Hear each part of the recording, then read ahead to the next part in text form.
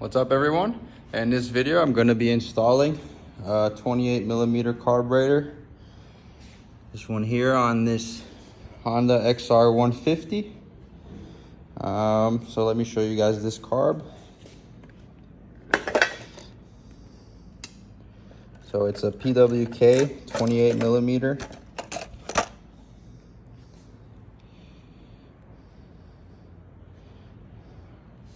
And then we got this intake boot to make it all fit. So let's get started and I'll show you guys how to install it. So you got to remove this side panel here on both sides and then be able to lift the seat up. You got to take the bolt for the seat off over here and get it out of the way so we can access the carburetor and the intake. So let me do that now and I'll show you guys the next steps. All right, so with the seat loosened up and the plastics out of the way, you can go ahead and loosen up this intake boot and you can go ahead and just pull it out of the way because you're not going to be needing that one anymore. Then we can go ahead and there's a cover here for the carb. This one here, you just take the little screwdriver bolt out and you can unplug the carburetor choke. Just two wires that plugged in on the side here. After that, you can loosen the tops of the carburetor and get the slide out. And also take off the 10mm nut that was here. And then on the other side, you're gonna have some of the drain hoses that connected here, and it goes on the bottom, and another one there, and you have your fuel line over here, and another bolt that connects here to hold the carburetor, and you gotta take that one off. I also went ahead and I'm removing the evaporator can, or whatever it's called. You have a 10mm bolt here and two 10mm on the other side to remove this can. We're not really going to be needing that with the 28mm carb because there's nowhere for it to connect. So I'm just going to go ahead and remove all of that. You can also remove the stock air box, but it holds all this electric stuff here.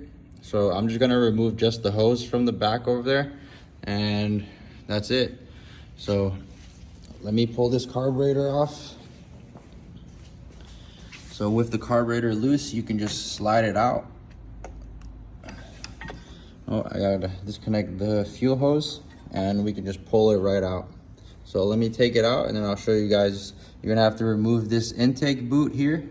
There's two Allen keys so we can install the new intake boot to be able to fit the bigger carburetor. All right, so with everything removed, I went ahead and I installed the new intake boot. I'd recommend getting a whole new throttle cable as well, because the top part of this carburetor is part of the throttle cable.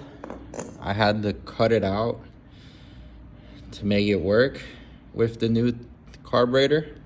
So this used to be in there and it was stuck in here. You couldn't take it out, like you couldn't remove this top part from it, but I got it out.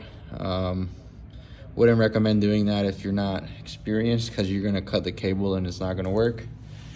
So I just recommend getting a new throttle cable for the PWK. And then now we can go ahead and install the new carburetor.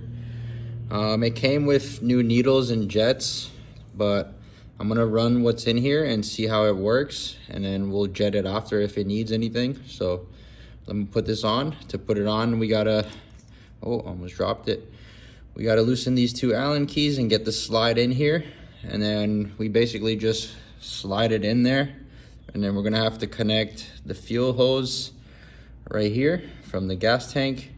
These are vent tubes, and it came with vent lines, so we just run the vents down to the bottom of the bike, and that's basically it.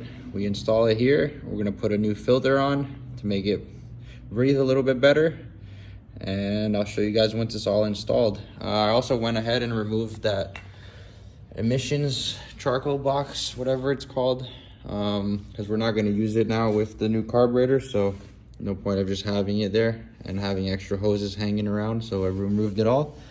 So I'm gonna install the carburetor and we'll see how it runs, and we'll see if we need to jet it at all.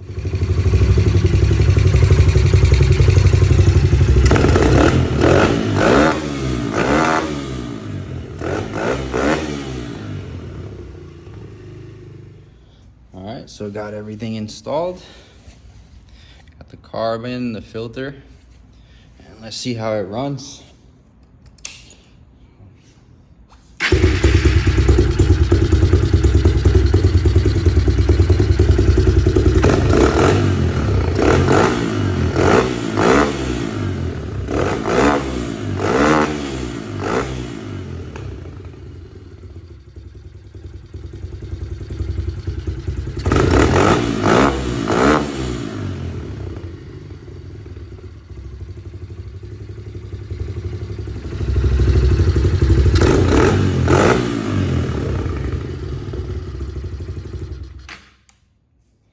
So it started right up.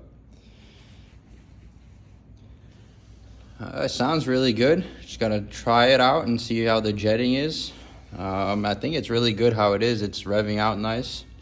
It's coming down the idle really good. So let me put it all back together and we'll test it out. All right, so we got it all done. Got the carb installed, all the bearings, the seat. I took it for a little test drive and it runs really good. It's got a lot more power now, and I think this is the way to go on these 150s. Upgrading the carb, it gives you a lot more power. So if you want, you can put a little bigger pilot jet in it.